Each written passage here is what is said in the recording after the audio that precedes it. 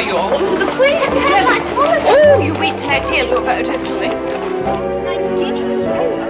Good morning, Miss. Morning, Miss Brody. Oh, good morning, Mr. Lyther, Mr. Lloyd.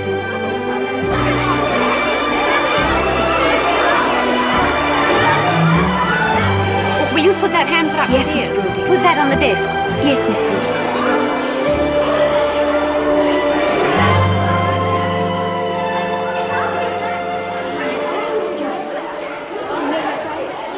Come on. Good morning, Mr. You take charge of these two new girls, please, and see that they know what they have to do. Yes, Mr. Carr. Thank you so much. Now, Sheila, there's no need to rush. No, Mr. Carr.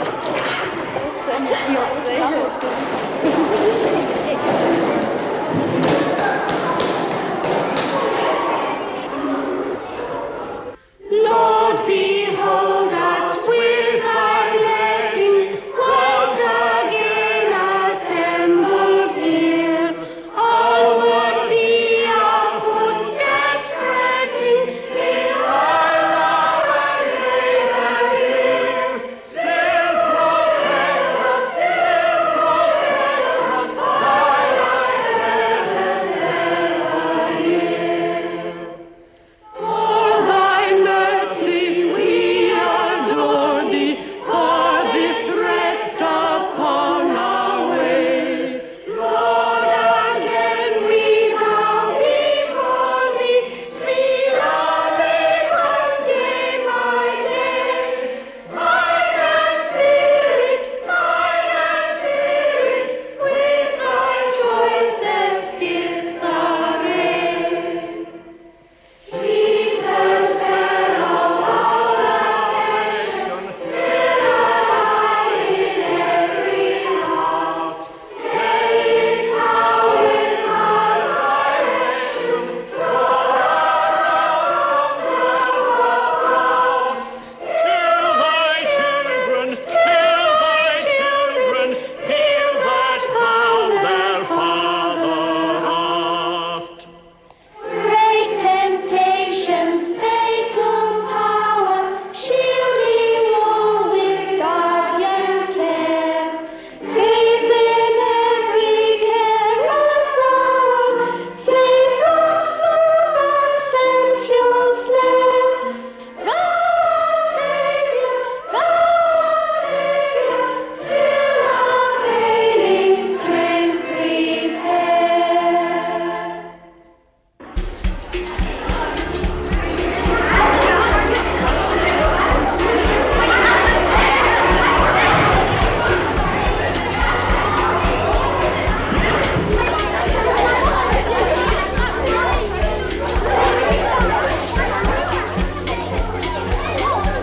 Here comes Miss Brody.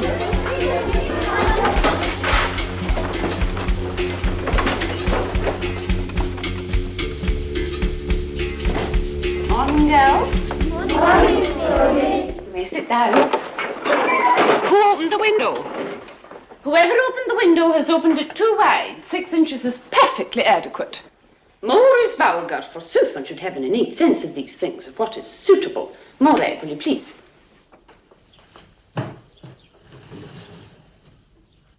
Thank you. I see we have 2 new girls this term. Will the 2 new girls please stand up? You are Emily Carstairs, Miss Brody. Emily Carstairs. There, you are inscribed. Would you like to tell us something about yourself, Emily? I'm a girl guide, Miss Brody. I have 6 merit badges. 1 for knot tying, 1 for flag folding. Indeed. For those who like that sort of thing, that is the sort of thing they like. You may sit down, Emily. And this is Mary McGregor. Well, what about you, Mary? You don't look to me like a girl who ties knots. No, Miss Brody, but my brother does. That is as it should be. But what about you? What are your interests? I haven't got any. I don't think. That is what I am for, Mary McGregor. To provide you with interests. You may sit down now, Mary.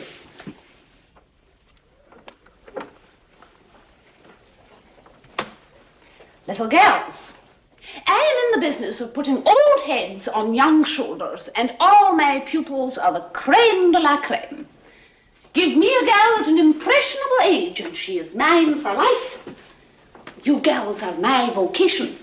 If I were to receive a proposal of marriage tomorrow from the Lord Lion, King of Arms, I would decline it. I am dedicated to you in my prime. And my summer in Italy has convinced me that I am truly in my prime. Emily Mary McGregor, you are new to this institution. It is possible you will hear my teaching methods decried in certain quarters as being unsuitable for a conservative school like Marcia Blaine. That is to say, a school dedicated to the status quo. Can anyone define status quo? Sandy? Does it mean staying the same, Miss Brody? Precisely. Staying the same to the point of petrification. Petrification.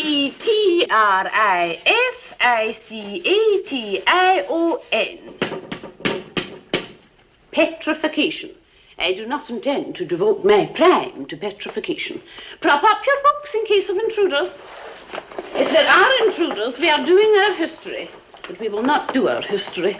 Can anyone tell me who is the greatest Italian painter?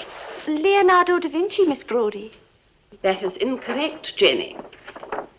The answer is Giotto. He is my favorite. Observe, little girl, Stanley Baldwin, who got in as Prime Minister and got out again ere long.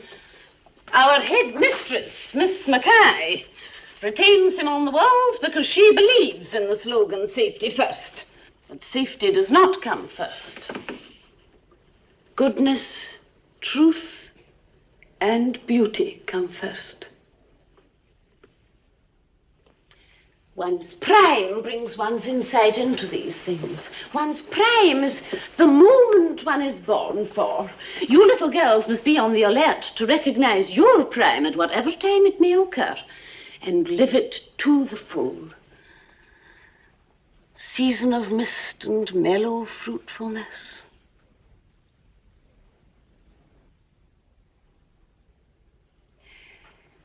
I want to tell you of a moment in my life when I was very young, younger even than the man himself. His name was Hugh.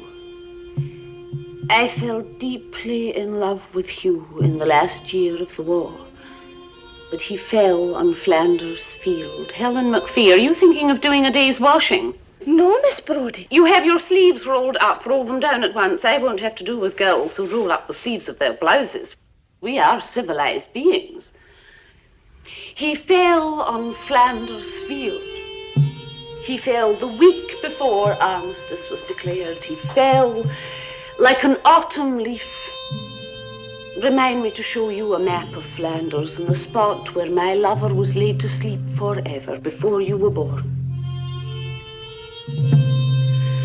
Come autumn, say pensive in yellow and grey, and soothe me with tidings of nature's decay.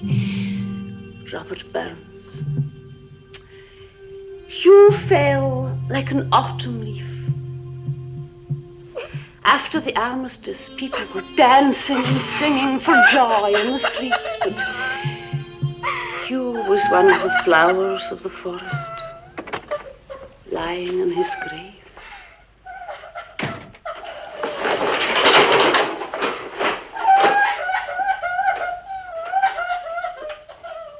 Well, it seems to be ailing the spirits of Monica McLaren, isn't it? Monica cries easily. Well, Monica, perhaps you can tell me why you are crying. She's moved by a story I have been telling of the Battle of Flodden. Crying over a history lesson? It is a moving story. The night before Flodden at Market Cross beside St. Giles, a ghostly herald was heard reading the names of all the noble families of Scotland, beginning with the king. After the battle, there was not one family who had not suffered grievous loss, as you well know, Miss Mackay. To be sure. Well, girls, I know you're all going to work hard at every subject this year. A good beginning makes a good ending. I hope you all had splendid holidays. And I look forward to reading your splendid essays on how you spent them. You shouldn't be crying over a history lesson at your age. My word.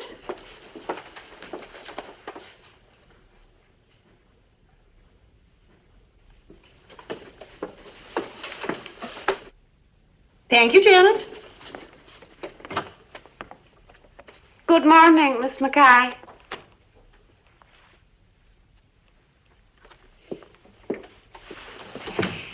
You may sit down, girls.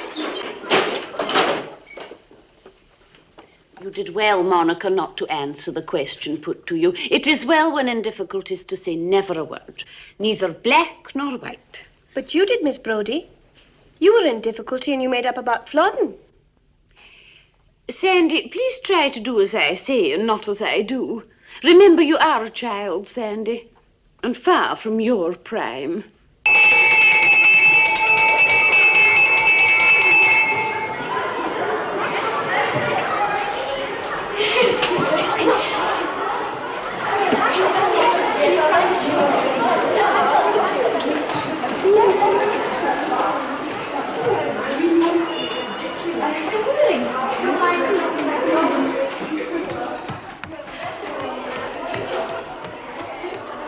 I hear I must congratulate you on the birth of another child. Yes, another daughter. Have you never heard of Mary Stopes, architect for constructive birth control and racial progress? Ah, yes, an estimable woman. But you see, my church enjoins me to go forth and be fruitful. I am aware of your unfortunate affiliation with the Church of Rome. I doubt, however, whether that body gives the same interpretation to go forth that you do. My church understands human imperfection and forgives it. Why can't you? I am not interested in human imperfection. I am interested in beauty, in art, in truth. In art and beauty, maybe. In truth, no.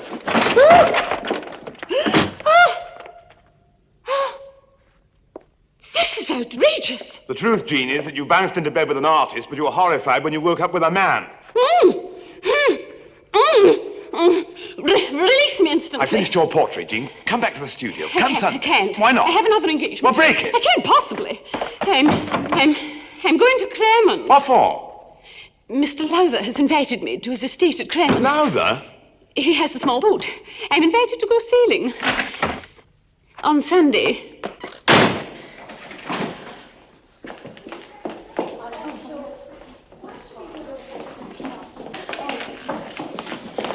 What do you want me to do? Ravish you on the floor for the edification of your girls?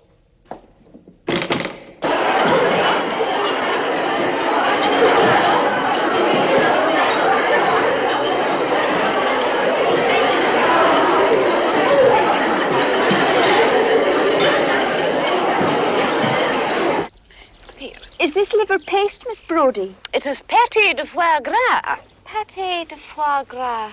Oh, it must be marvellous to be French. The French have a genius for food, but I doubt French women will ever get the vote.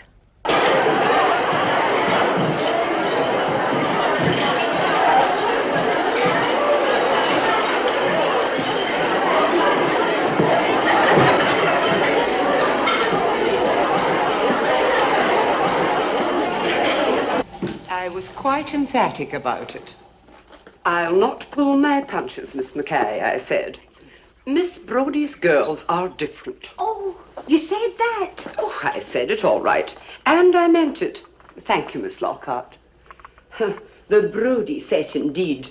We girls refusing to wash their faces. Oh, Miss Brody, they informed me, hasn't washed her face in 20 years. She looks clean enough from here.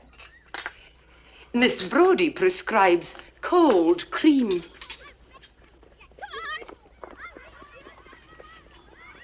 She always looks so extreme. This is my new girl, Mr. Lowther, Mary McGregor. Mr. Lowther, there's a great deal Mr. Lowther can teach you about the modulation of your tones. Miss Brody, I thought, that is, I hoped there might be time for a wee cup of tea in the common room before the afternoon classes. Oh, how nice of you to ask me, Mr. Lowther. Now, gals, I leave Mary McGregor in your charge. Thank you.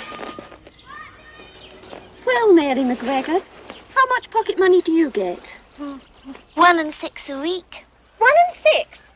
Your father gives you 1 and 6. Mr. Ealing gives it to me. I don't have a father or mother. Who's Mr. Ealing? At the bank. He's our guardian. He takes care of the money. Well, I'd like to be an orphan heiress and get my pocket money from bankers that don't know any better. Does your brother get 1 and 6 too? I don't know. He's 14. My brother has run away from 4 schools. Your brother sounds like a bad lot. So I thought that this Sunday I would treat myself to one last day of sun and water. I wonder, Mr. Lowther, if you might be able to help me. In what way, Miss Brody? Well, you might know if there's any possibility of my renting a little boat at Kremen. Oh, but Miss Brody, I have a boat. Oh, do you, Mr. Lowther? Oh, it would give me the greatest pleasure.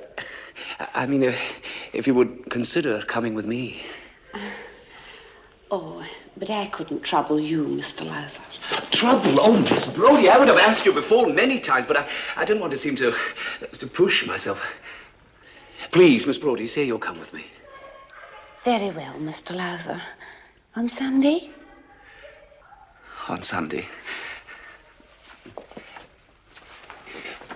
After church, of course. Oh, of course, Mr. Lowther. Grazie, Tendo.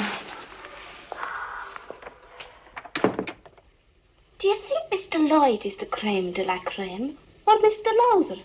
Neither. It's us. Little girls, if you will only listen to me, I will make of you the creme de la creme. My father says these are the happiest days of our lives. But if these are supposed to be the happiest, why does Miss Brody say prime is best? Miss Brody never got married like our mothers and fathers. They don't have primes. They have sexual intercourse. Oh, I don't like to think about it. You don't have to think about it. It happens on the spur of the moment.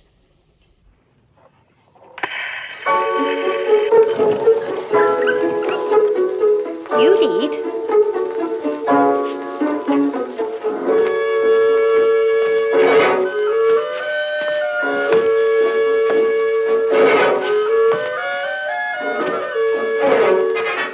How do you know? Oh, what? What you were saying. About how sexual intercourse happens on the spur of the moment. Because it happened to Teeny, the once in my father's shop, when she was out walking at Paddocky with her boyfriend. They had to get married. You'd think that the hours would have passed by the time they'd got their clothes off. Yes, that's what I can't understand. People take their clothes off in front of each other. It's so rude. They're bound to be put off their passion.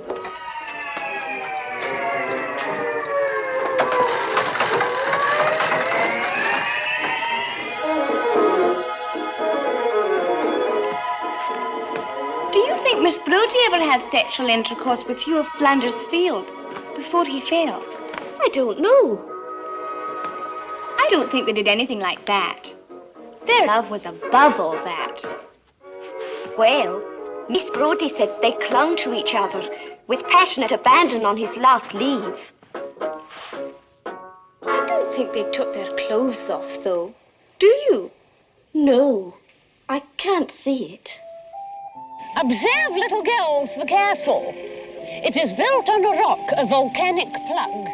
It was through one of yon windows that Mary, Queen of Scots, lowered her infant son straight down 187 feet in a basket on a high wind. Mary McGregor, will you please do up your shoelace? Observe the litter. In Italy, Mussolini has put an end to litter in the streets. Do any of you little girls remember what the followers of Mussolini are called? Fascisti. That is correct. F-A-S-C-I-S-T-I, fascisti. And Mussolini is called? Duce. Il Duce. That is to say the leader, Il Duce. We move on. Straighten your shoulders, Mary McGregor. All you girls must learn to walk with your heads up, like Sybil Thorndike.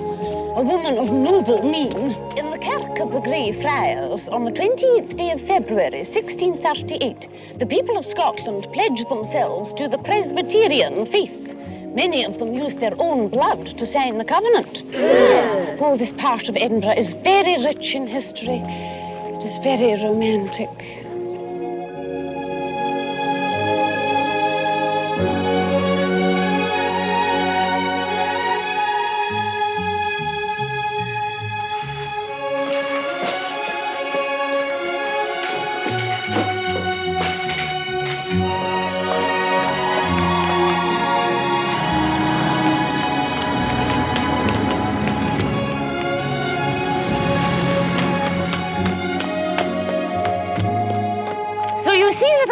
You must always remember you are citizens of Edinburgh, city of Hume and Boswell. You are Europeans, not dowdy provincials. Sandy, what on earth are you doing? Walking like Sybil Thorndike, Miss Brody. Do you know, one day, Sandy, one day you will go too far. Hello. Oh, Mr. Lloyd. Girls, you know Mr. Lloyd, the art master from the senior school. Yes. Yes. Good afternoon, girls. Mr. Lloyd has his studio somewhere in this neighbourhood, I believe. Number 6, 4th floor front. Door's always open. I've been giving my girls an outing. We've been to the gallery. I've been telling them the story of Gauguin. Ah, the dangerous Miss Brody. By whom, pray, am I considered to be dangerous? It is the consensus. Your girls are said to be vastly informed in subjects irrelevant to the accepted curriculum. Most heinous of all, you are said to inculcate no team spirit. Is that true, girls? Does Miss Brody incite you to shirk your duties on the hockey field? Phrases like the team spirit are always employed to cut across individualism. Cleopatra knew nothing of the team spirit, if you read your Shakespeare. And where would the team spirit have got Anna Pavlova? She is the prima ballerina. It is the corps de ballet that have the team spirit. Oh, Miss Brody, you are dangerous. Yes, well, we must away and catch our tram. I doubt we will get seats. It is 1932 and chivalry is dead. Miss Brody, I do want you to come and see the picture, the one I told you about. What about next weekend? No, I'm afraid I'm going Going to Crammon? Why, yes. My girls and I spend nearly every weekend at Crammon. Mr. Lowther is most hospitable. Good afternoon, Mr. Lloyd. Come along, girls.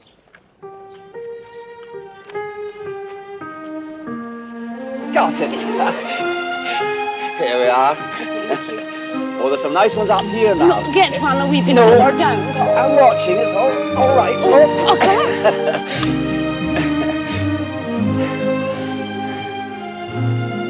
Thank you.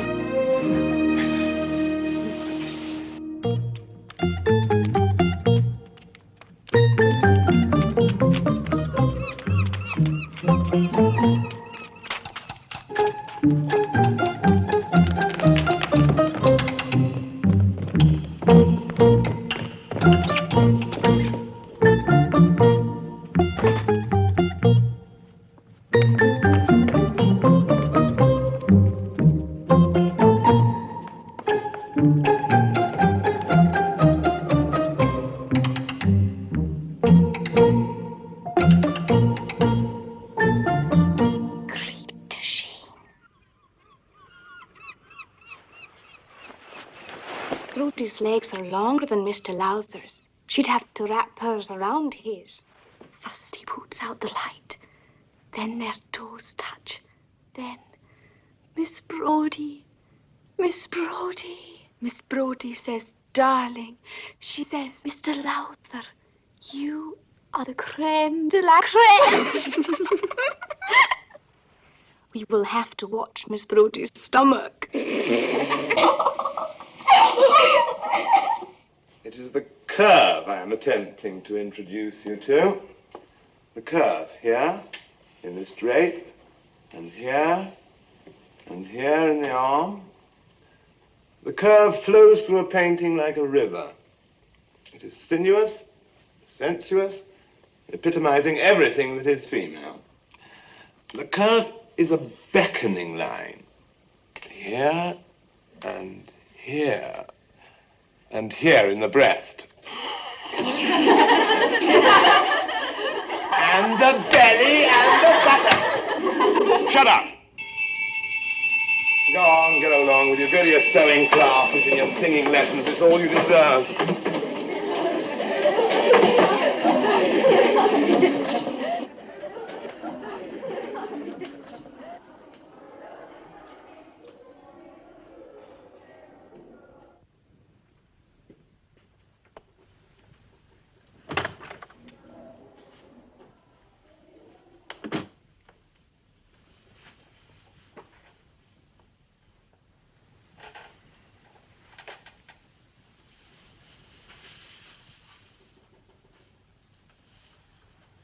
They flee from me who once did seek me out. I miss you, Jean. Shall I beg you? Please, come back. You have a family. I am a teacher. I had a family last June. You were a teacher last June. My God, I wish I had a pound note for every time I've heard you say, I am a teacher, first, last, and always. What a firm reminder your postcard was. A postcard from romantic Italy. The incomparable Giotto frescoes, how triumphantly his figures vibrate with life. Yours truly, J. Brody. A postcard from my passionate, abandoned innamorata.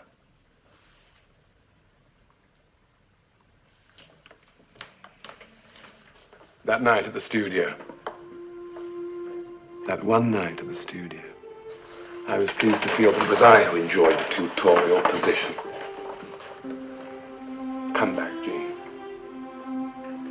I need you.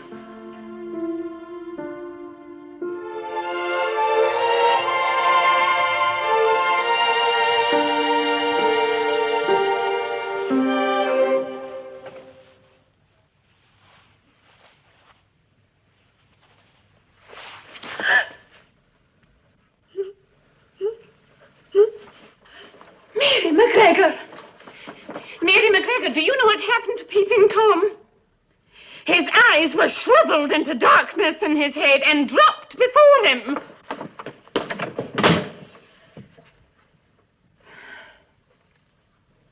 Poor old Tom. Don't worry, Jean. You've got your girls well trained. You're safe enough from that quarter. It's me you've got to worry about. Come to the studio. Come to pose again. Only to pose. You should paint one of my girls. Jenny is the pretty one. Hang your girls. It's you I want to paint. I will not come to the studio. Then to hell with you. Daddy, you know, you really should paint Jenny. You like Jenny. She has a profile of deceptive purity. What's the matter with you, Mary? What's happened to you? Your face is all funny. No, it's not. Yes, it is, Mary. Very funny. So's your voice. Well, well. Miss Brody's brood, I presume. Yes, Mr. Lloyd. Would you like a rosebud? A what? It's the favorite sweet of little Princess Margaret Rose. Unmistakably, Brody. And you, I suppose, are the pretty one.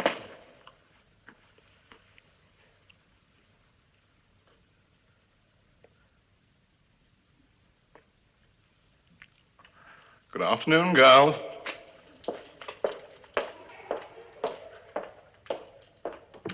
Mary, you're definitely upset about something. No. Tell.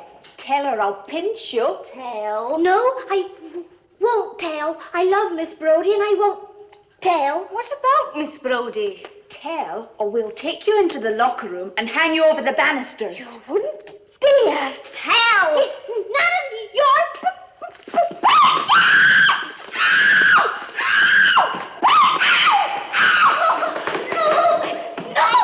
You can't me! Help!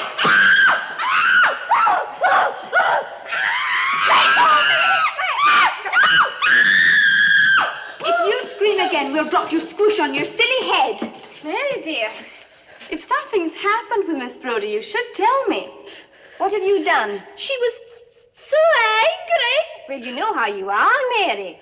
What have you done now? Nothing. I just went in. In where? The classroom. So? There they were. There? Who were? Oh, Mr. Lowther. Miss Brody and Mr. Lowther. No, Mr. Lloyd. They were kissing. Kissing?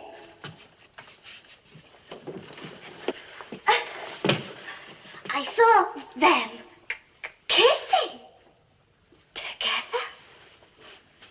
He had his arms around her. Mr. Lloyd! Mr. Lloyd! Mr. Lloyd's in love with Miss Brody. And she's in love with Mr. Mr. Lloyd, you should have seen them. But what about Mr. Lowther, then? Mr. Lloyd is an artist, and Miss Brodie's artistic, too. Miss Brodie's really in love with Mr. Lloyd, but he's married to another. So she's working it off on Mr. Lowther. Oh! Let's go home.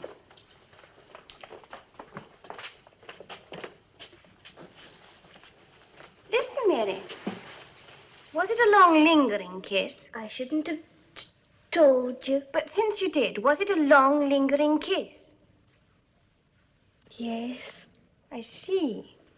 Didn't they hear you? I don't think so. They jumped apart, though. You mean they sensed your presence? I don't know. Was it like this?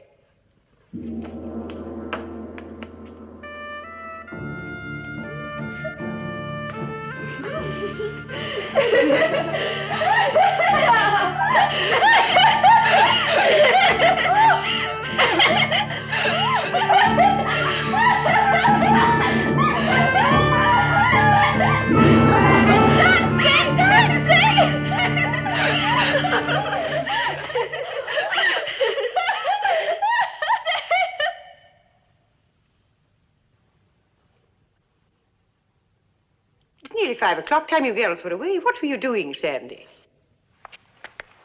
Just play acting, Miss Mackay. Play acting at what? Opera. Opera?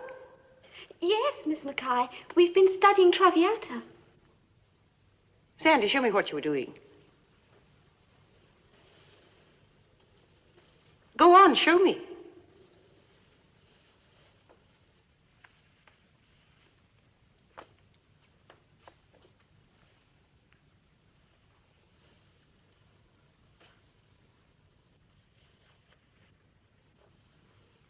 That's enough, Sandy.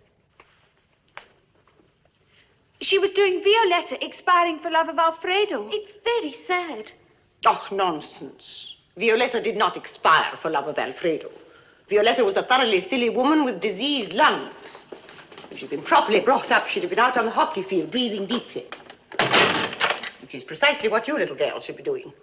Traviata is not on the Marcia Blaine curriculum. But Miss Brody and Mr. Lowther took us to see Traviata when the Carl Rosa Company came to Edinburgh. Miss Brody and Mr. Lowther took you to the opera? Mr. Lowther's jolly nice. We go to visit him at Crammon, too. When Miss Brody goes. On weekends. How very nice of Mr. Lowther. And Miss Brody. I hope you're appreciative. My. Miss Brody's very musical, I believe. Theatres, concerts, and the opera. Miss Brody is very musical. I think Miss Brody's more interested in art, Miss Mackay. Now, what makes you think Miss Brody prefers art to music, Sandy? She told us so. Music is an interest to her, but painting is a passion. Miss Brody said. A passion? Compared to music. Well, Mary, I'm sure you're too young to have passions. What are your cultural interests? Stories. Does Miss Brody tell you stories? Oh, yes. Lovely stories. Stories like Traviata? Stories of history. History? She makes history seem like the cinema. No, not the cinema, more like Shakespeare. Shakespeare. Indeed. My, what would we do without Miss Brody? I could wish your arithmetic papers were better. Culture is no compensation for lack of hard knowledge. I'm happy to see you're devoted to Miss Brody. Your loyalty is also due to the school. I'm always impressed by Miss Brody's girls. In one way or another.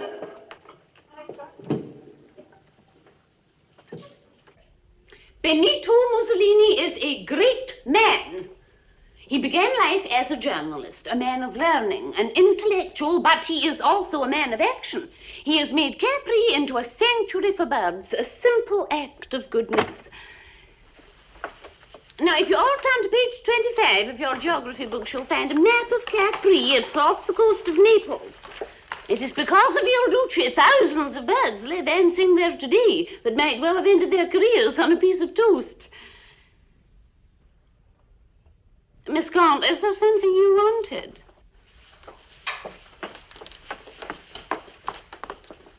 Thank you.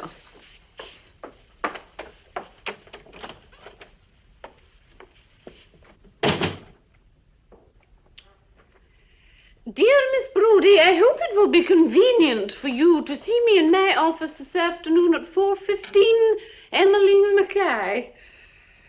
4:15, not 4:30, but 4:15. She thinks to intimidate me by the use of quarter hours. Now, as I was attempting to say, Benito Mussolini is indeed a man of action.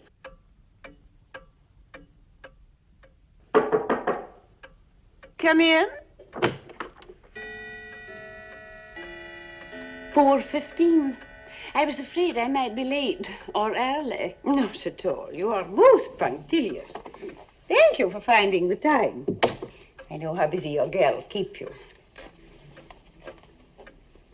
Please sit down. Oh, thank you. What a colorful frock. Colour enlivens the spirit, does it not? Yes, you're right, though. I sometimes wonder if the spirits of the girls need enlivening. Oh, indeed they do. My credo is lift, enliven, stimulate. No doubt, but the Marcia Blaine School is essentially a conservative school. We do not encourage the progressive attitudes. Now, Miss Brody, I have noticed a spirit of precocity among your girls, your special girls. Well, thank you. Oh. I am in my prime, and my girls are benefiting from it. I'm proud to think that perhaps my girls are more aware. Precisely. To me, education is a leading out. The word education comes from the root ex, meaning out, and duco, I lead. To me, education is simply a leading out of what is already there. I had hoped there might also be a certain amount of putting in. That would not be education, but intrusion. From the root prefix en, meaning in, and the stem trudo, I thrust, ergo to thrust a lot of information into a pupil's head. To discuss education with such a dedicated teacher is always instructive. However, it was not for that reason that I asked you to come here. Miss Brody, I am told that you make weekly expeditions to Cramond. Yes, isn't it a lovely spot? It is indeed. I believe Mr. Lowther inherited the estate from his mother. He has lived there all his life. Mr. Lowther is not a worldly man, not a reckless man. It is doubtful whether he would recognize recklessness in others. And recklessness is an indulgence that we at Marcia Blaine must eschew, not only within our walls, but in the personal life, the conduct, as it were, of the teaching staff. Oh, Miss Mackay, I do not believe I have ever fully appreciated the taxing load of trivia with which a headmistress must concern herself. I must concern myself, Miss Brody, with this school's board of governors. I flatter myself that I'm not unknown to the board, having been a member of the staff of Marcia Blaine 6 years prior to your engagement, Miss Mackay. I feel quite safe in saying that no member of the board has ever shown anything but appreciation and approval of my teaching methods. Oh, Miss Mackay, I use the woods of Cramond for lessons in botany, the rocks of the shore to investigate the mysteries of geology. It should be patently clear that my expeditions to Cramond are expeditions for enrichment. Enrichment for my girls and for Marcia Blaine.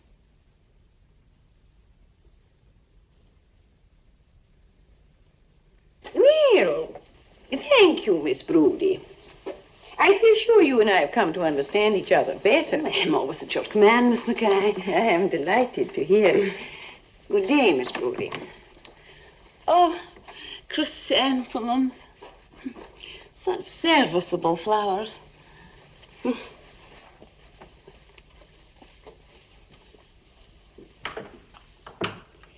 May I have a word with you, Miss Gaunt?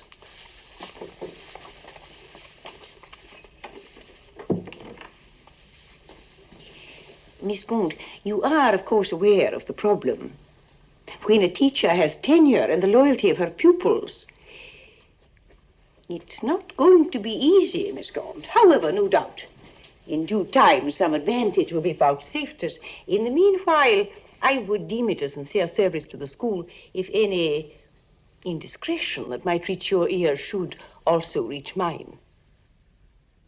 Also, your brother is a deacon of Cramen Kirk, is he not? And naturally eager to preserve its sanctity. Thank you, Miss Gaunt.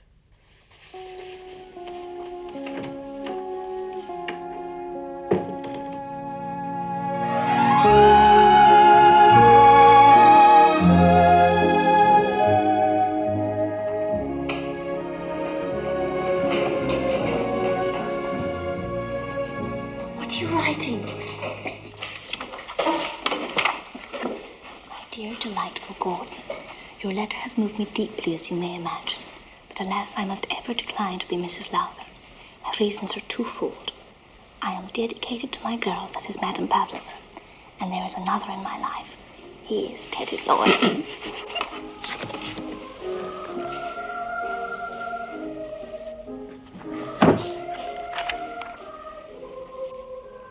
Here, let me this. But we can still have many a breezy day in the fishing boat at sea.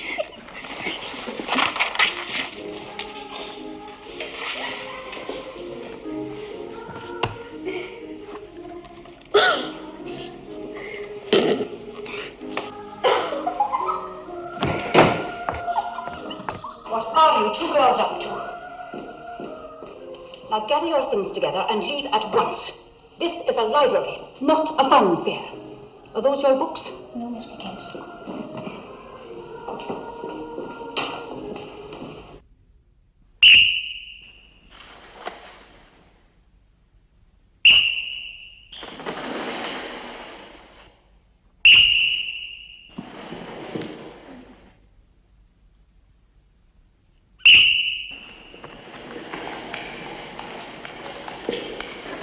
I want you to remember, girls, that it is of primary importance that the upper and lower tensions are perfectly even. And secondly, girls, it is most important to ensure that you are using the correct length of stitch.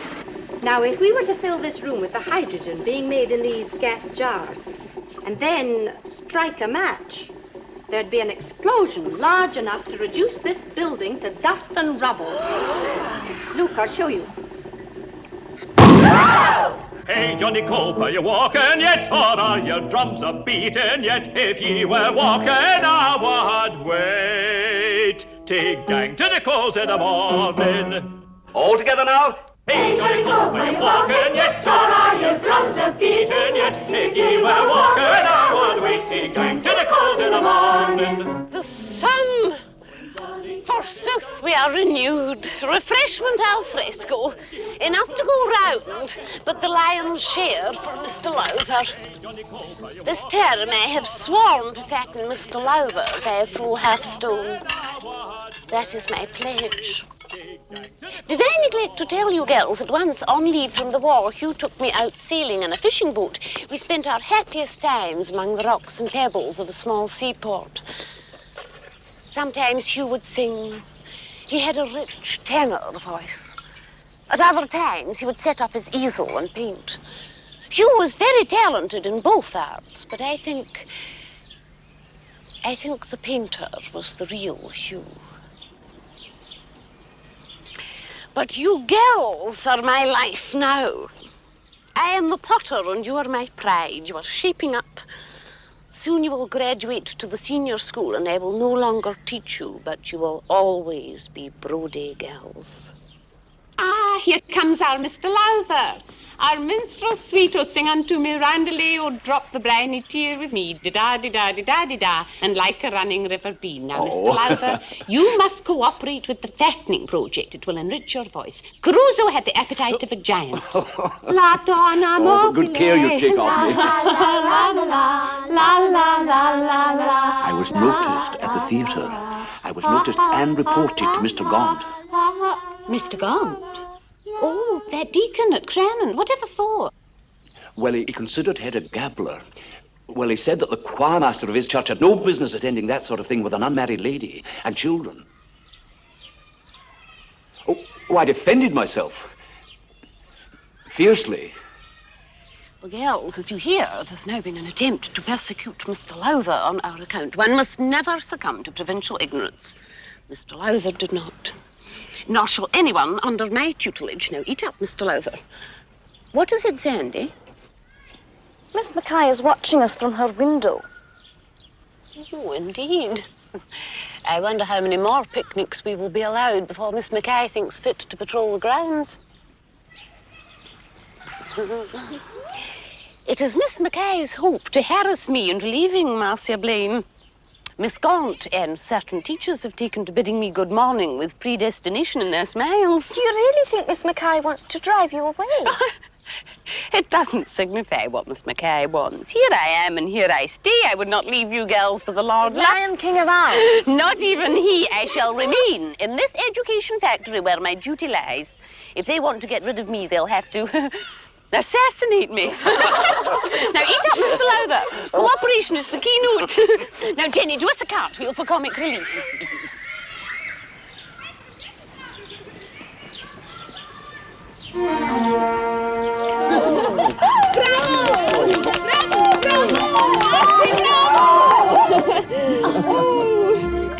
These are my girls, Mr. Lowther. Forsooth, they are Brody girls. Monica is histrionic. She will perform in plays or perhaps write them. Mary. Our Mary is alone in this world. Her needs are great. But she has me. Mary will stop stuttering. She will brisk up. Mary McGregor will distinguish herself for me. I have no doubt. Then there is Jenny. Sometimes I feel there is a spiritual bond between Jenny and me. I don't expect Jenny feels this yet, but someday she will. And Sandy is dependable. Oh, Sandy. Sandy is very dependable. Now, Monica, recite for us, please. What shall I recite, Miss Brody? Something of magic. There she weaves by night and day a magic web with colours gay. She has heard a whisper say a curse is on her if she stay to look down on Camelot. She knows not what the curse may be.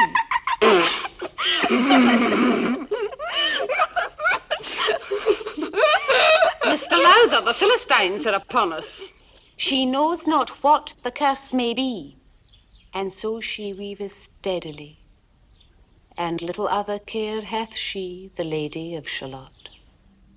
But in her web she still delights to weave the mirror's magic sights. For often through the silent nights a funeral with plumes and lights and music went to Camelot. Or when the moon was overhead, came two young lovers lately wed. I am half sick of shadows, said the Lady of Shalott. The Lady of Shalott. I think perhaps someday Jenny will catch the eye of an artist. Jenny will be painted many times. In years to come, I think that Jenny will be famous for sex. Well, Monica, what do you think of it? It makes her look very mature. I am very mature. We're all mature. Some people at the school think you're too mature. Everyone's jealous. They know the Brody set has more fun than anyone else. We go places and we do things. And now you've taken to hanging around an artist's studio. Very glamorous. Miss Brody's glamorous, don't you think? Mr. Lowther thinks she is. Sandy's awfully late. Do you think she's coming? 3 years of Cremond and Mr. Lowther. What stamina. There's always lovely food at Cramond. Lasagna verde, sweetbreads a la Milanese. Har Roos. Charlotte Bruce. Miss Brody takes good care of Mr. Lowther. What does Mr. Lowther do for Miss Brody? He sings to her. Sandy, where is all this time? Put that whipping over there. Mary, for the 3rd time this afternoon, will you get out of the way? Sorry. Mary McGregor. Well, Mary, what's new on the Rialto? What's new with your brother? How's he progressing up at Oxford? His tutor caught fire. Caught fire? His tutor? Well, how? From what? From my brother. Your brother set fire to the tutor. Your brother should be put in a house of correction. It makes me look very mature. It makes you look like Miss Brody. All the sketches of Jenny do too, they all look like Miss Brody. I think they do.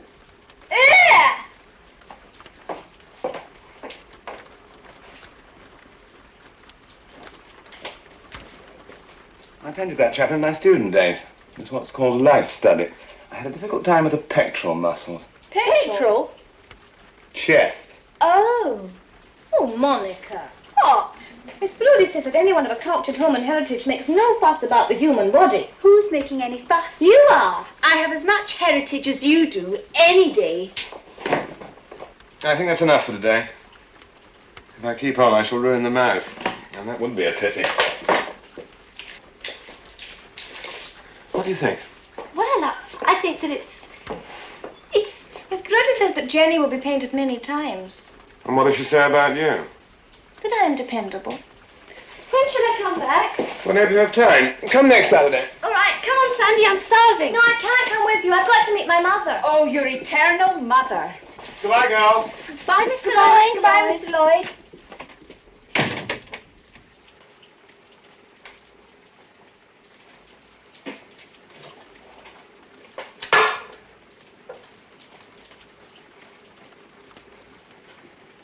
My feet are wet. Take your shoes off then, silly. Dry them by the stove. I'll make some tea.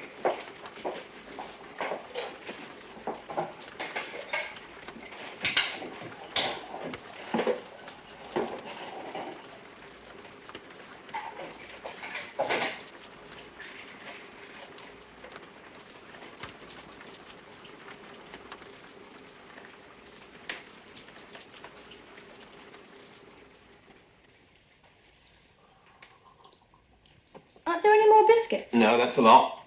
Not up to Cramond standards, I fear. Lasagna verde, harlot roots. I wonder all that rich food doesn't give old Lowther a stoppage. He eats his greens. Do you paint portraits of your own children, too?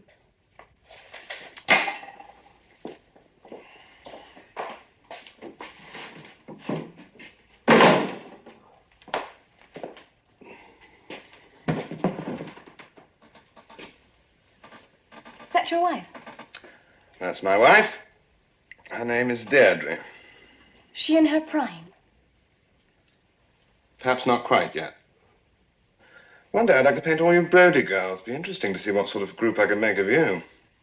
We'd all look like one great big Brody, I suppose. You're a clever little cat, aren't you?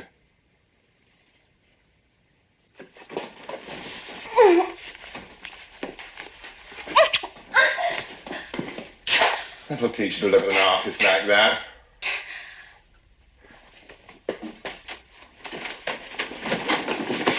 Don't you want the rest of your things?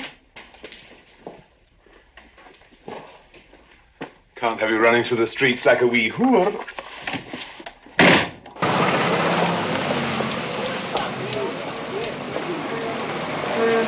Oh, there's Sandy! Sandy! Sandy! Sandy, dear!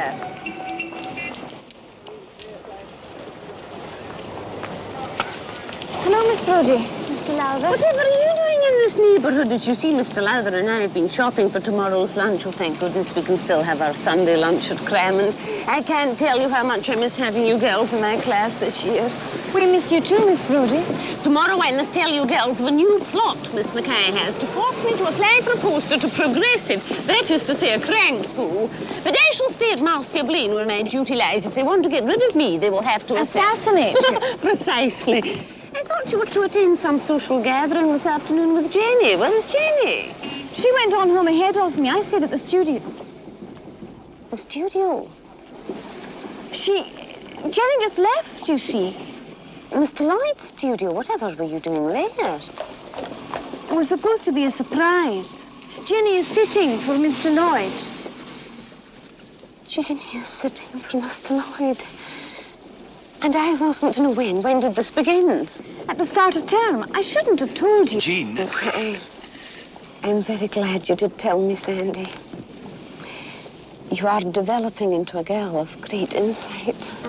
Thank you, Miss Brody. You know, Sandy, I would be very interested to hear your own impressions of Jenny's portrait, but we won't discuss it with the others. So Monday after school, you'll come to my flat for tea. We'll have a nice, quiet time together. Yes, Miss Brody. Well, here we are. I'm sure Mr. Lowther will take you home. And you get, Sandy. Thank you. Can you manage, dear? Yes, thank you. Thank you, Gordon. Very kind. Oh, you're more than welcome. It's a painting of Mr. Lloyd's family. It starts with himself and his wife, and then all the children graded downwards to the baby and the dog on the floor. It's supposed to be funny. But the funniest part is they all look like you. Like me? Yes. Even the baby. Everybody he paints looks like you. You shall butter the scones, Sandy, dear. Be generous. Does the portrait of Jenny look like me? Oh, yes. Mr. Lloyd might want to paint me, too. I doubt if having your portrait painted is going to be your career, Sandy. Would you mind shutting the window, dear? There's a wee bit of a draught.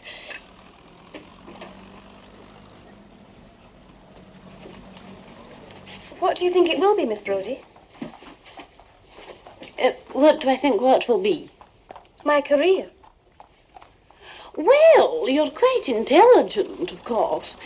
Actually, Sandy, you have something more than mere intelligence. You have insight.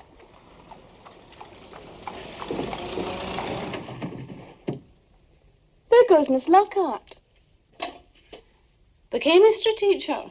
Yes, she's got her golf clubs. Monica saw Mr. Lowther playing golf with Miss Lockhart. Twice. Indeed. Well, I know very little of Miss Lockhart. I leave her to her jars and gases. We were talking about your insight, Sandy. You do have insight, and Jenny has got instinct. Jenny will be a great lover. She's like a heroine from a novel by Mr. D.H. Lawrence. The common moral code will not apply to her. She will be above it.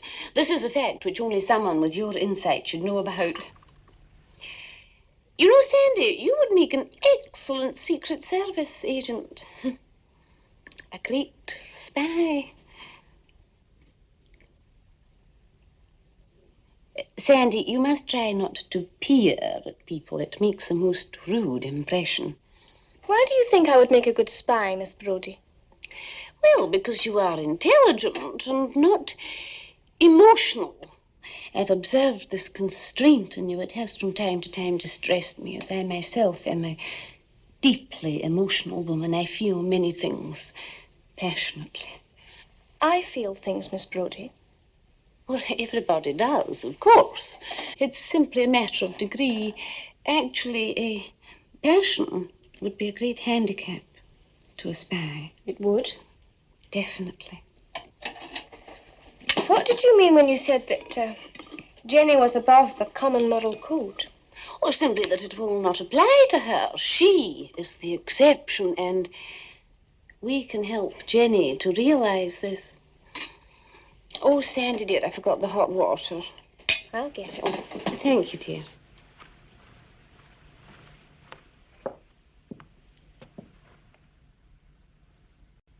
Miss Brody, how do you think that we can help Jenny?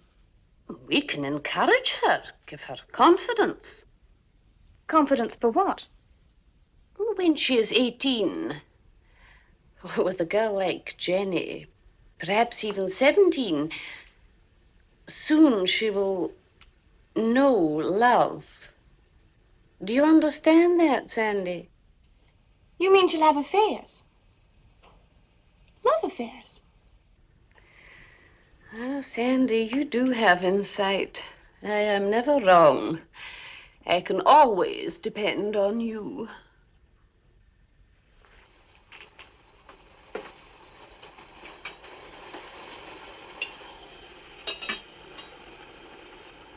Little girls, you must all learn to cultivate an expression of composure.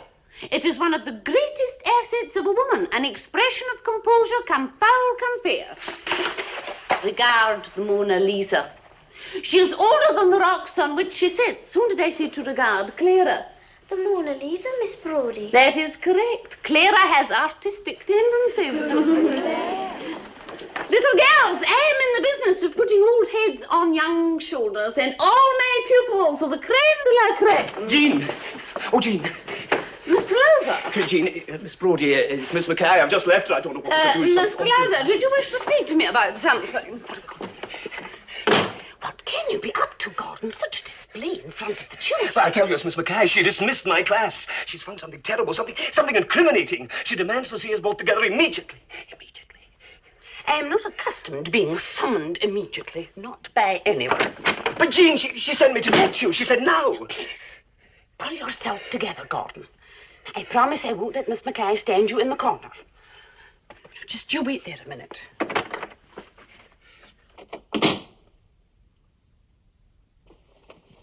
Well, your head mistress, Miss Mackay, wishes to see me for a few minutes. She has a wee problem she wishes to discuss with me. Now, what subject were we doing? History. Oh, yes. Well, open your history books. While I'm away from the room, we'll all read the chapter on the succession of the Stuarts.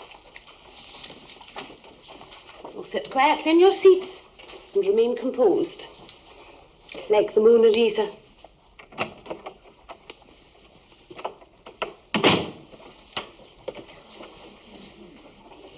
Miss Brody, do you know what this is? It would appear to be a piece of blue paper with writing on it in pencil. It is, in fact, a letter. It was found by Miss Mackenzie in a library book. She glanced at it, but after the first sentence, she dared not actually read it. She brought it instantly to me. Yes. Is it addressed to you? No, Miss Brody. It is addressed to Mr. Lowther, but it is signed by you. I shall begin. Oh, please do.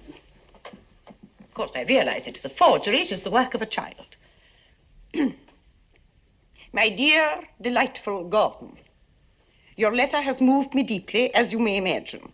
But alas, I must ever decline to be Mrs. Lowther. My reasons are twofold. I am dedicated to my girls, as is Madame Pavlova, and there is another in my life. He is Teddy Lloyd. Intimacy has never taken place with him. He is married to another. We are not lovers, but we know the truth.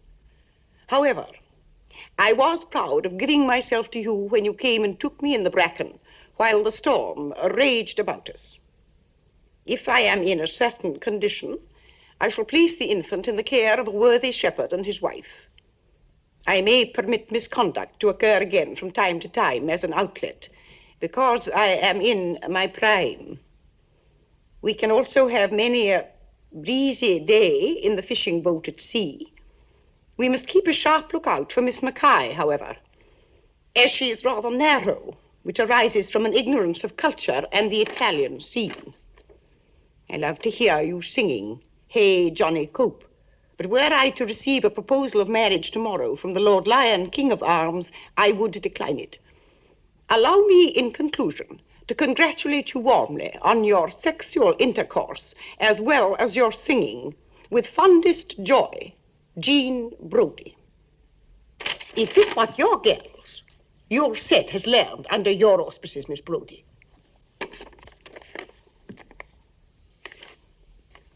It's a literary collaboration. 2 separate hands are involved. One of the authors slants her tail consonants in an unorthodox manner, and the other does not. Also, the paper seems somewhat aged. Is that all you have to say? What else is there to say? 2 little girls at the age of budding sexual fantasy have concocted a romance for themselves. They've chosen me as a romantic symbol. Is that so surprising? Do you deny that you encourage these fantasies, as you call them? Do you deny that by consorting openly with Mr. Lowther of Cramond, you lead these poor children into the most fevered conclusions? Not only Mr. Lowther, but Mr. Lloyd is brought into the circle of fire. Mr. Lloyd, who has a wife and 6 children. It is diabolic that infants should be knowledgeable of... 12-year-old girls are not infants, Miss Mackay. How do you know they're 12 years old? From the handwriting, the vocabulary, the rudimentary knowledge of the facts of life. Surely you cannot believe that that is the work of 9-year-olds. I could believe it was the work of your 9-year-olds, Miss Brody. Well, there's very little for me to say, Miss Mackay, in the face of your extraordinary prejudice and hostility. Miss Brody, I am not asking you to say anything. I am demanding that you put your signature, your own signature, on a letter of resignation which I have prepared for you.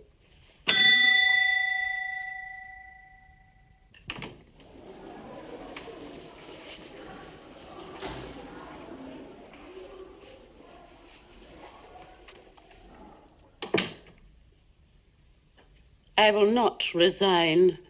You will not resign. You will force me to dismiss you. I will not resign, and you will not dismiss me, Miss Mackay. You will not use the excuse of that pathetic, that humorous document to blackmail me.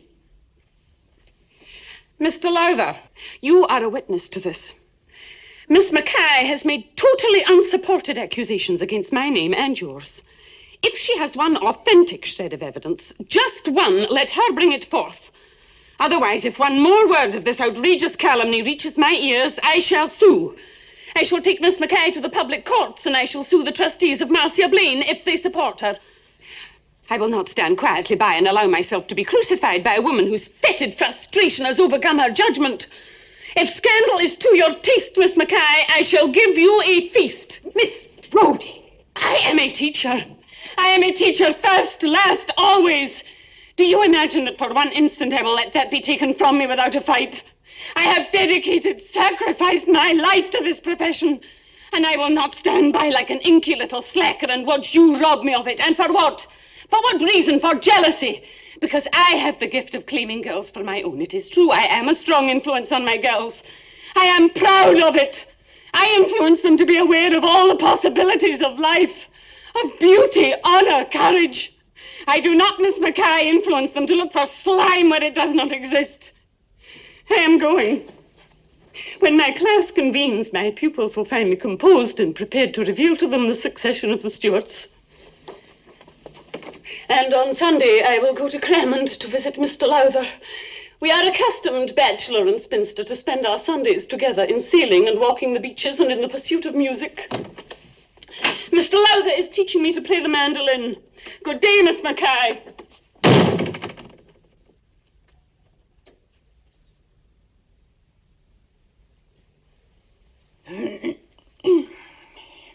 Mr. Lowther, I'm sure I need not suggest to you that we keep the details of Miss Brody's little tantrum to ourselves. I've no doubt that you, as well as I, have her interests at heart.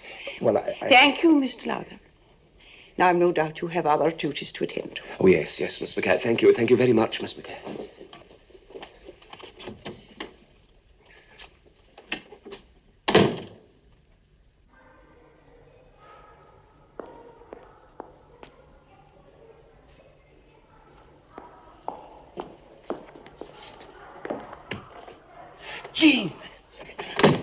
Jean, you were heroic, heroic. Oh, to see you like that, it was really inspiring.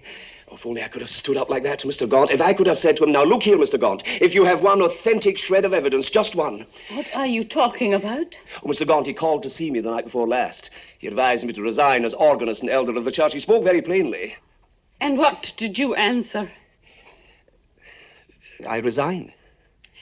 And you allowed this evil-minded man, a man who uses his position as deacon of the kirk, to receive the slanderous gossip of petty provincials. Oh, but Jean, it isn't just gossip. You do not go home on Sunday nights. They had no proof. None whatever. You should have refused point blank to resign. Can't you see that resignation is tantamount to a confession of guilt? But I feel guilty. Well, I do not. Oh, Jean, will you not marry me and put an end to all this sneaking about? Why won't you marry me? Only yesterday it was told to my face that you are planning to marry the chemistry teacher. Oh, I played golf with Miss Lockhart once. Twice. Twice? Beware. Don't trifle with her. She has the means to blow us all up. Now, don't tease me, Jean. Miss Lockhart means nothing to me. Well, you know that all I care about is you. All I want is to see you happy and safe. Oh, I don't understand you, Jean. You will not marry me, and yet you feed me and share my bed. Share your bed? Why can't you say you are my lover? I do not want to be your lover. I want to be your husband. I want to go on my honeymoon to the Isle of Egg near Rum, where my mother and father went on their honeymoon. And I want to come back to Cramond with my bride. That's what I want. And I want to conduct the church choir, too.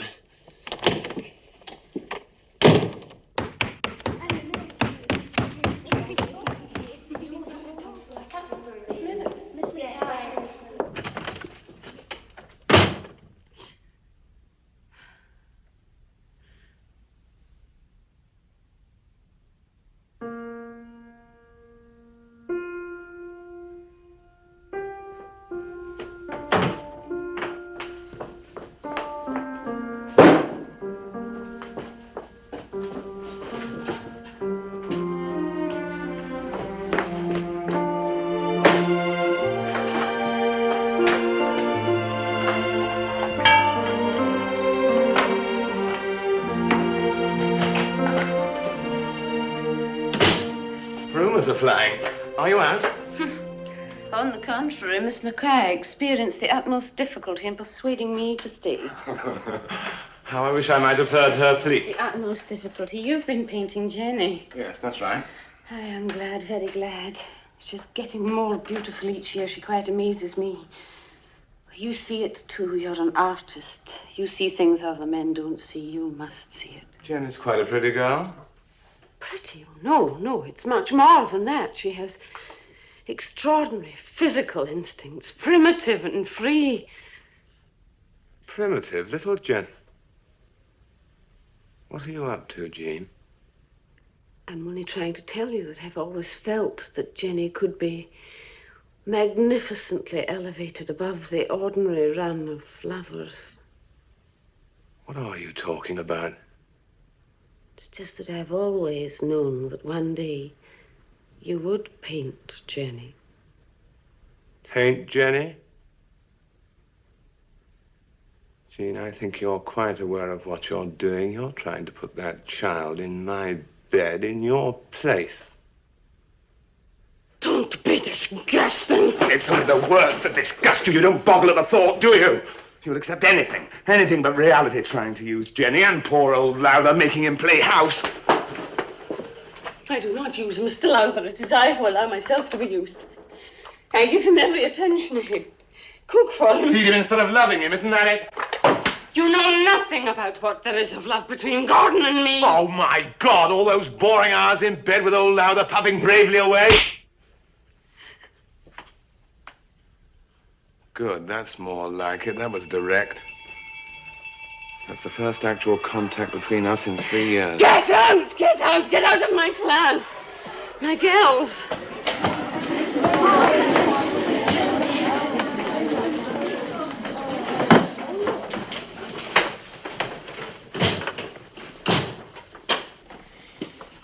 Little girls, this is Mr. Lloyd, the art master. When you are 14, if he is still at Marcia Blaine, I will then hand you over to him and you will be fortunate enough to receive his artistic guidance. Goodbye, girls. Goodbye, sir. See you in 3 years. Goodbye, Miss Brody. I also hope I shall see you.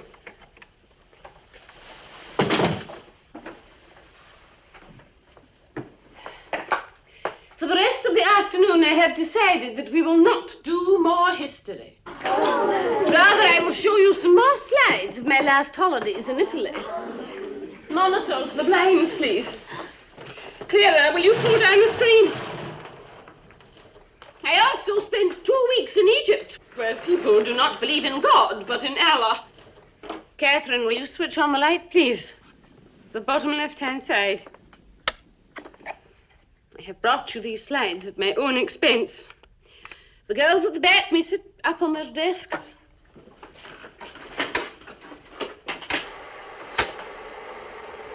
Rome. This is a large formation of Il Duce's fascisti. They are following him in noble destiny. I myself mingled with such a crowd. I wore my silk dress with red poppies, which is right for my colouring. Benito Mussolini, Il Duce, Italy's leader supreme. A Roman worthy of his heritage, the greatest Roman of them all. The Colosseum, where Christian slaves were thrown to the lions and gladiators fought to the death. Ave imperator morituri te salutamus. Hail, Caesar, those who are about to die salute thee. Florence, the David of Michelangelo. That is the original David. He's in the Galleria dell'Accademia di Belle Arti. There's a copy in the Piazza della Signoria, next to the Palazzo Vecchio. He is there for any passerby to gaze upon and be uplifted. He is at once the glory of the past and the inspiration of the future. David, the young warrior.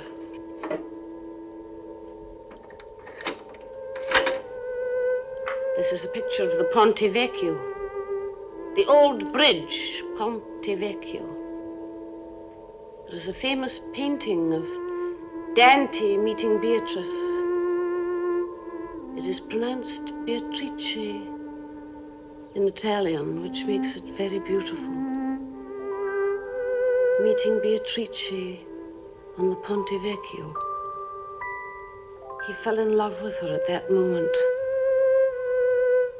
He was a man in his middle years. She was 14. That can happen. A mature man can find love in a young girl, a very young girl. Find the spring, the essence of all old loves. It is not unlikely that we shall never know that Beatrice reminded Dante sharply in that moment when he first saw her on the Ponte Vecchio of an old love, a lost love, a sublime love. And he was seized with such a longing, such a longing.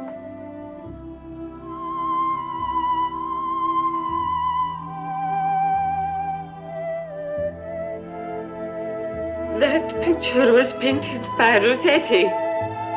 Who was Dante Gabriele Rossetti? Jenny, who's Dante Gabriele Rossetti?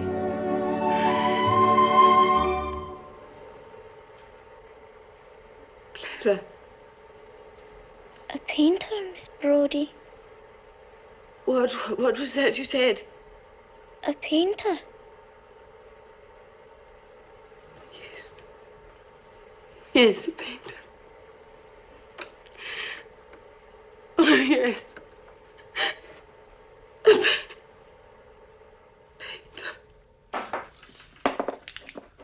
Where you are mistaken is in supposing that Jean Brody is unique. There's an army of these ladies in Edinburgh. It's simply that they do not attempt to teach in schools of the traditional character of Marcia Blaine. Jean is a magnificent specimen.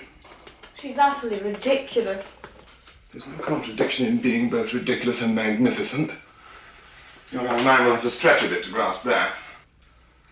I think my young mind is stretched astonishingly to be able to discuss at 17. At 17, the enduring passion of my lover for another woman. It is not only astonishing, Sandy, it is unnatural.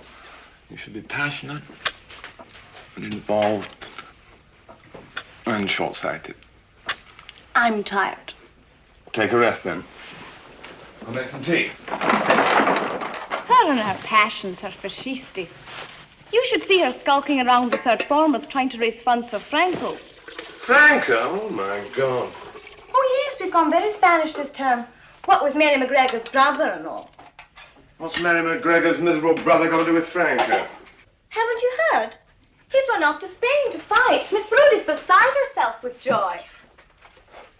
Jean knows nothing of politics or politicians. She simply invests all leaders with her own romantic vision. Why isn't there ever anything to eat in this place? You know, it occurred to me that the Brody set is being Miss Brody's faithful fascisti marching along. And I suddenly thought of her disapproval of the girl guides. Why, it's simple jealousy. The guides are a rival fascisti, and she cannot bear it. How I wish I'd joined the brownies. What a spiteful child it is. You're too irritable for a girl of your age. My age does bother you, doesn't it? How much longer are you going to be tempted by this firm young flesh? Oh, till you're 18 and over the hill. Hey, Teddy, take me dancing. Certainly not. Oh, what a coward. A man with a wife and 6 children, plus a schoolgirl for a mistress, can be called any number of rude names, but coward is not one of them.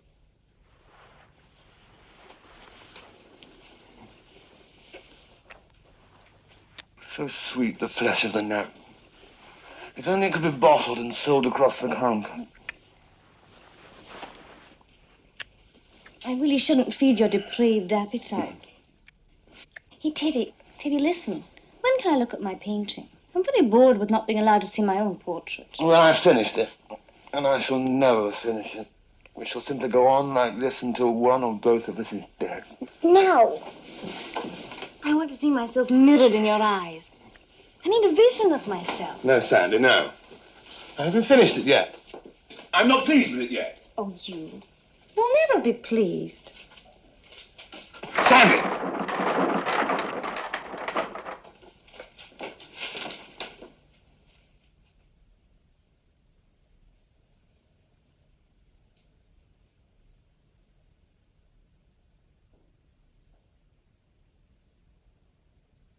I cannot help myself, Sandy.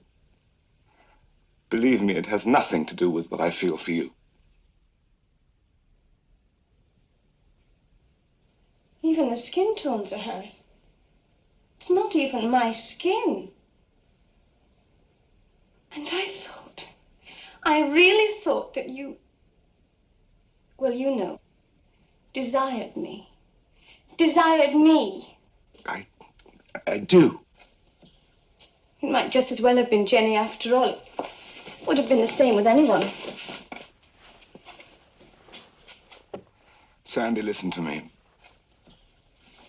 Love is the most irrational thing on God's earth. Do you think I choose to love Jean Brody? If I could choose, I would love my wife or you. You are the most remarkable girl I've ever known. You are marvelous and astonishing and desirable. Why would I not choose to love you if I could choose? Please don't think less of yourself because I am bewitched. Very well, I shan't. Believe what I'm telling you. Oh, I believe you, Teddy. I even believe that you are bewitched. I'm not sure about God, but I am now quite sure about witches. Will you be back tomorrow? No, I won't be back. That really would be a waste of time, wouldn't it? Good night, Teddy. You can go on painting. You don't really need a model. seems to be a time for truth. You're quite a mediocre painter, Teddy. You'll never be really good. I wonder you don't try some other line. You are getting on, you know. Generalissimo Franco is called El Jefe, the chief. G-E-F-E, the J is silent, El Jefe. He is a dedicated man. You must all grow up to be dedicated women. As Generalissimo Franco has dedicated himself to a cause, as I have dedicated myself to you.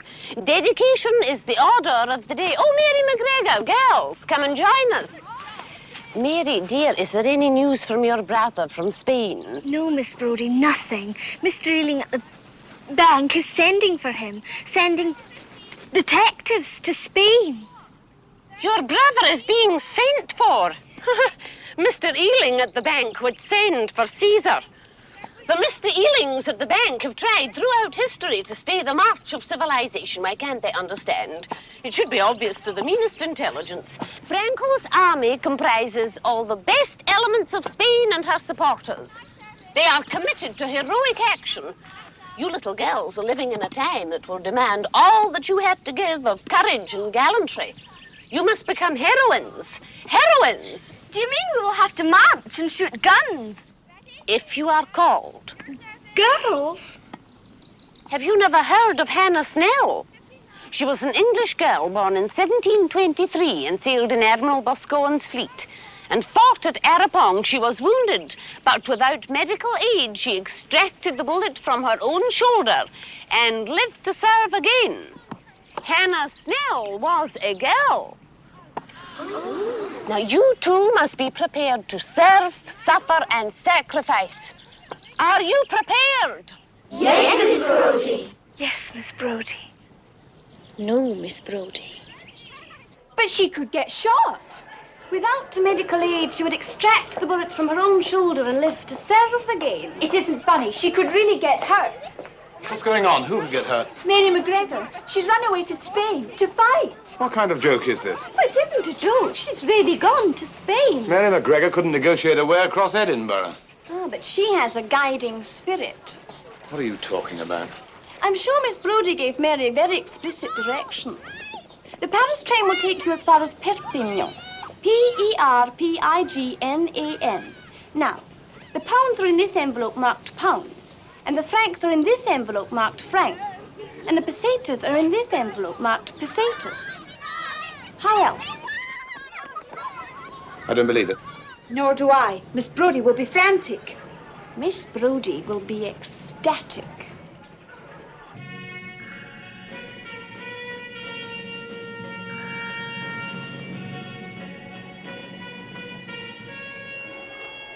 Moving your troops to Barcelona? Mary McGregor has gone to join her brother. He is her only kin. Yes, I heard you've been raising funds for Franco. I find that extraordinary. The times are extraordinary.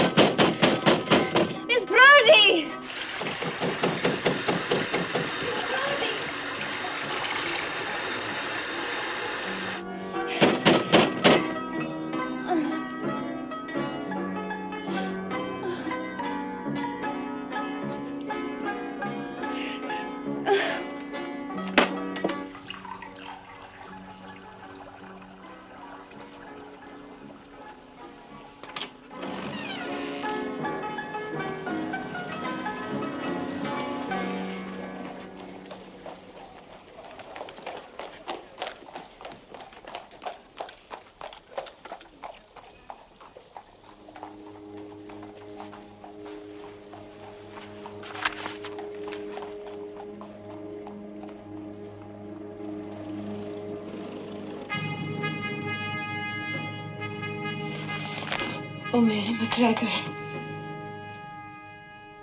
Girls, I have called you together, my special girls, to tell you the truth about Mary McGregor. Miss Mackay has told you the facts about Mary's death, how the train was bombed and machine-gunned as it crossed the frontier, but only I can tell you the truth. Mary McGregor died a heroine. It was her intention to fight for Franco against the forces of darkness. So although she was killed before she herself could strike a blow, her intention was a noble and heroic one. Had she lived, Mary would have become a woman of great spirit and initiative. Hers would have been a dedicated life. You must all grow up to be dedicated women, as Mary McGregor dedicated her youth to a cause, as I have dedicated myself to you. Tonight, little girls, let your imaginations soar. Think of Joan of Arc, Florence Nightingale. Think of Mary McGregor.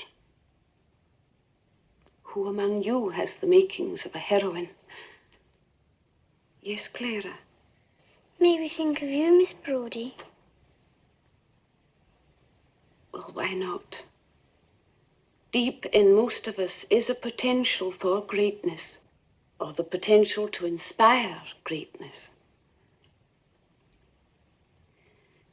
The day draws late. Your families will be expecting you.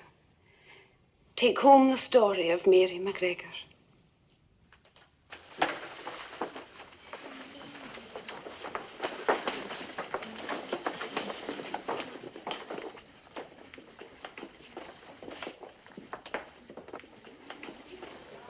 Sandy,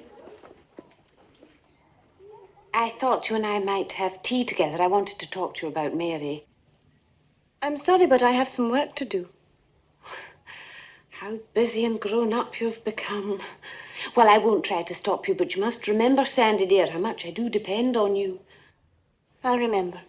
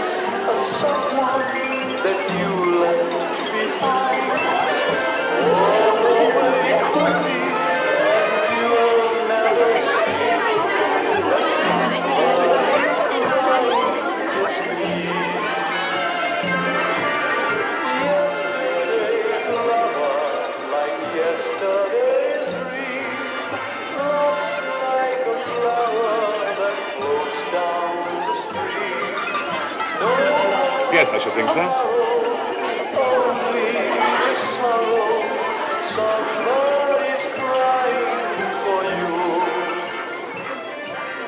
Would you like to dance, Sandy? No, thank you. I thought it was considered a triumph of the first magnitude to be asked to dance by a male staff member. Excuse me. Mr. Lloyd said I could have my portrait. Monica. Oh, thank you, Sandy. Thanks very much.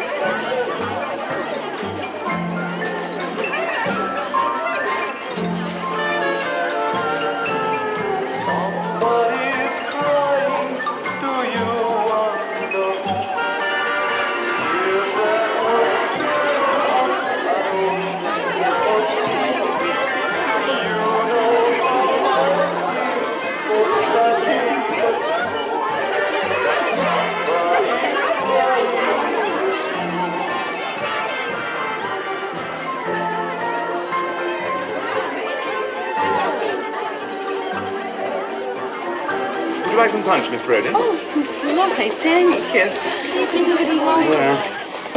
That's very thoughtful of you. Well, Jean, how's the Franco Fund coming along? Not well. Popular sentiment being what it is, one can hardly plead the cause in the Marcia Blaine Assembly Hall. Yes, I dare say. I, too, am attempting to raise funds for a worthy cause. You? What sort of cause? A romantic one. I'm taking up a collection to buy a wedding present. For Lowther and Miss Lockhart. May I put you down for £1? It's to be a simple affair at Crammond Kirk a week on Saturday.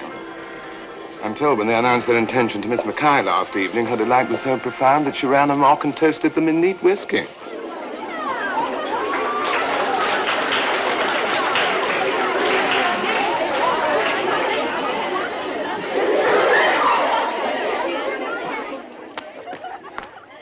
Ah, Miss Brody. Oh, good evening, Mr. Burridge, girls. Good evening. Not seen you dancing yet. Oh, the night is young, Mr. Burridge. Excuse me for one moment.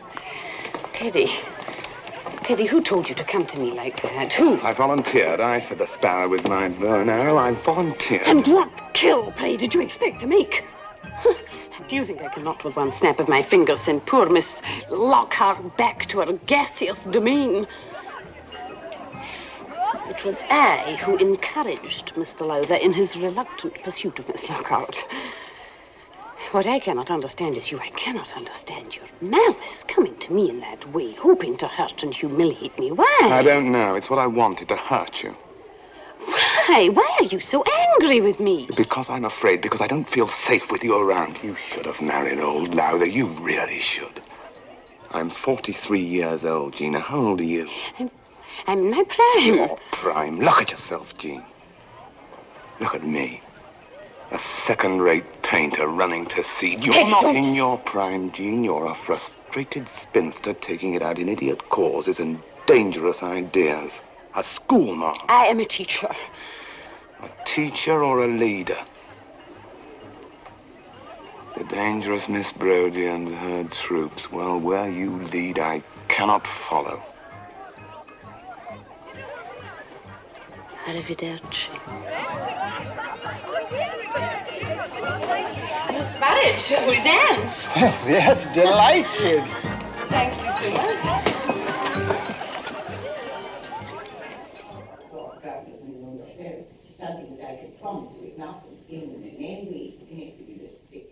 Miss Mackay, since you were first appointed headmistress of Marcia Blaine, you have done nothing but try to dismiss me from the teaching staff. You have tried every feeble excuse, even that of immorality, and failed. Now you are accusing me of preaching politics to my pupils.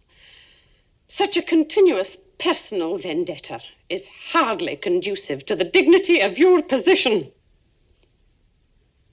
Miss Brody, I don't think you quite understand. Let me make the situation perfectly clear. It is not I, but the Board of Governors who have pursued this investigation to its conclusion. And it is the Board of Governors who, after having given due consideration to the grave charges laid against you, have given instructions that you leave this school immediately and that your classes be taken over tomorrow morning by another teacher. The board have asked me to convey to you the fact that your salary will be paid in full until the end of the term, which, in the circumstances, is more than generous. Miss Brody, there is nothing more to be said. I shall not accept the board's action. I shall petition. I shall put the question before the public, before the parents and the student body. You will find, Miss Mackay, that I have the loyalty of my girls. Do you, Miss Brody?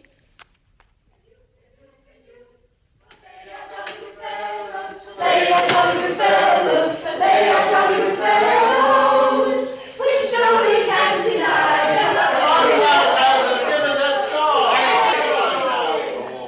Why, Miss Brody, aren't you coming to the common room? The common room? The celebration honoring Miss Lockhart and Mr. Lowther. Aren't you coming, Miss Brody? I'll be there shortly.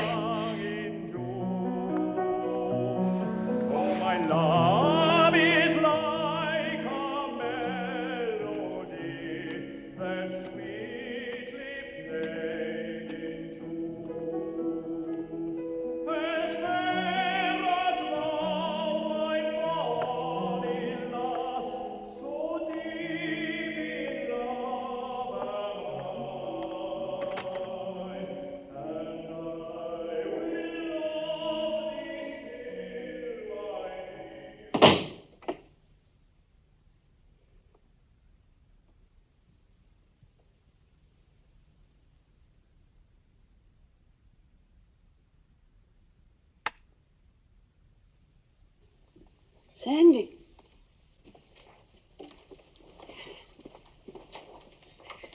Sandy.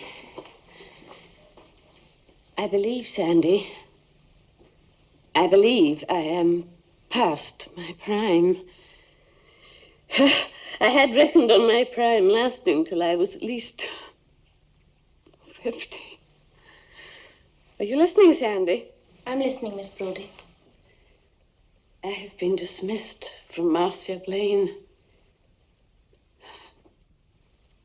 I am accused of teaching treason and sedition to my students. I am being transported for radicalism, like Thomas Muir of Hunter's Hill. But if Miss Mackay and her conspirators expect that I shall meekly lay my head on their chopping block, they are in for a wee surprise. What will you do? As I informed Miss Mackay, I will resort to public petition. I have no doubt that many supporters will rally to my defense. My students are loyal. My girls. Someone betrayed me, Sandy. Someone spoke against me to the board. Who could it have been? Who? Are you thinking that maybe one of your girls betrayed you? I said to Miss Mackay, I have the loyalty of my girls, and she said, do you? I'll not believe it. I'll not believe it was one of my girls. Perhaps it's true. I thought possibly Monica. There's very little soul behind. Monica is a loyal girl. I know. You all are, Monica and Jenny. Oh, not Jenny. She's like a part of myself. You, Sandy, as you see, you are exempt from all suspicion. You have had more of my confidence than anyone. You know more than anyone what I have sacrificed for my girls. Teddy Lloyd was greatly in love with me, Sandy, as I think you have always known. And I gave him up to consecrate my life to the young girls in my care. You and Monica and Jenny. Jenny. She and Mr. Lloyd will soon be lovers. I have that. Do you think that you are Providence? That you can ordain love? What? You haven't pulled it off.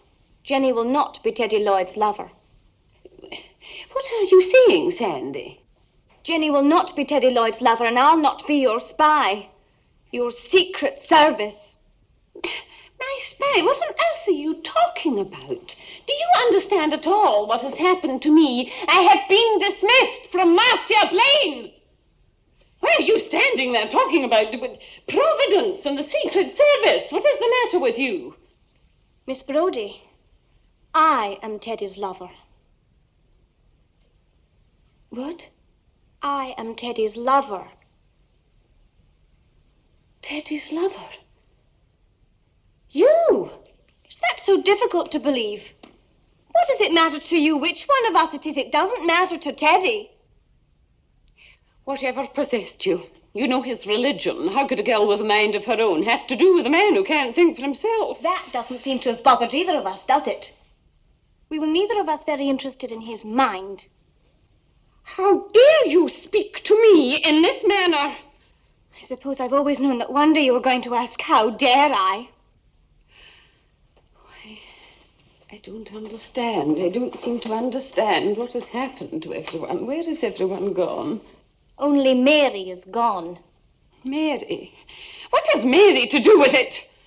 Miss Brody, Mary McGregor is dead. Are you aware of the order of importance in which you place your anxieties? 1, you have been betrayed. 2, who is or is not to be your proxy in Teddy Lloyd's bed. And 3, Mary's death. Miss Brody, aren't you concerned at all with Mary's death? I grieve for Mary. It was because of you she went. Because of me, it was her brother. The poor unfortunate girl hadn't anyone else in the world. She had you. That was her misfortune. To please you, that silly, stupid girl ran off and got herself killed. Don't you feel responsible for that? No. No, I feel responsible for giving her ideals. The ideals that sent her to Spain. I feel responsible for teaching her that service to a cause is a privilege. You call it a privilege to be killed. And for nothing. Nothing. You really are a shallow girl, Sandy. By the way she died, Mary McGregor illumined her life. She died a heroine. She died a fool. Joining her brother to fight for Franco, wasn't that just like Mary? Her brother is fighting for the other side. Her brother is fighting for the Republicans. Mary was headed for the wrong army. Oh, Mary McGregor. Mary McGregor. I used to wonder why I always called Mary by her full name. I think it was because you had such a hard time remembering who she was. Poor dim Mary. I was devoted to Mary. No, you were only attracted to Mary because she had no one else and she was so totally suggestible. She appealed to your vanity. It was you who betrayed me. I didn't betray you. I simply put a stop to you. Oh. I see. No, you don't see. You don't see that you're not good for people. In what way? In what way, Sandy, was I not good for you? You are dangerous and unwholesome, and children should not be exposed to you. How can you think it? How can you think that I would harm you? But you have harmed me. How? You have murdered Mary. You have assassinated me. Oh, why must you always strike attitudes? You really are a ridiculous woman.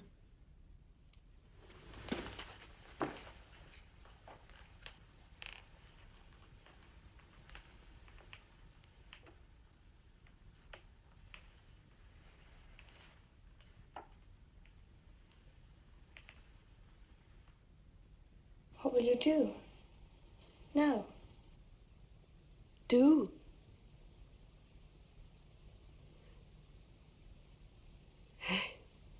I don't know. But I am a descendant, do not forget, of Willie Brody.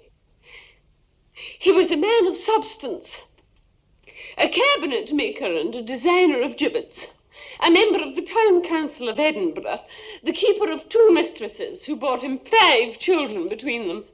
Blood tells. He played much dice and fighting cocks.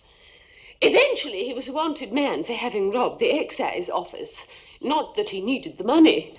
He was a burglar for the sake of the danger. He died cheerfully on a gibbet of his own devising in 1788. That is the stuff I am made of. I knew you would rise like a phoenix. I'm glad I shall not have to worry about you.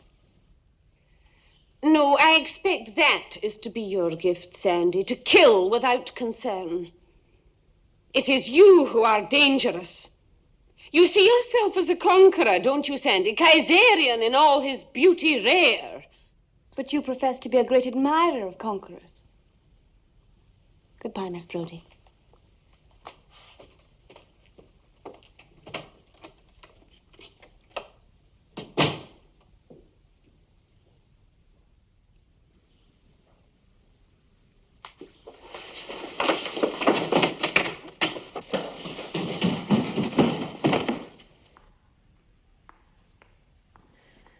Assassin!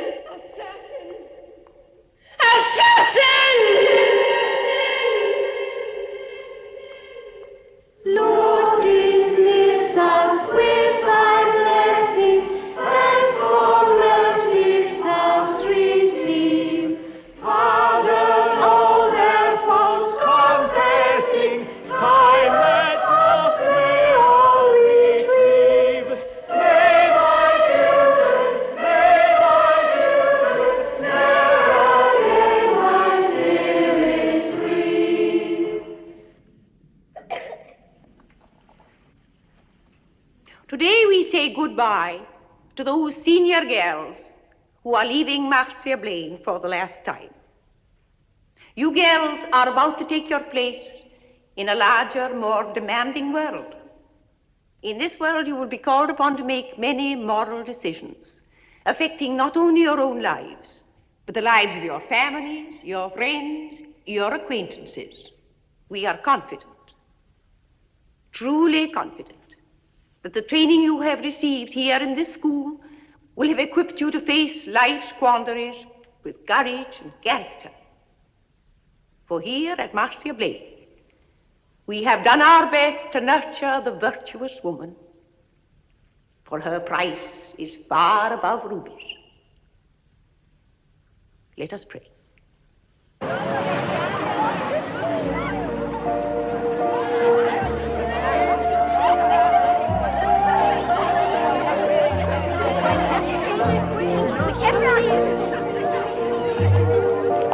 Little girls, I am in the business of putting old heads on young shoulders, and all my pupils are the crème de la crème. Give me a girl at an impressionable age, and she is mine for life.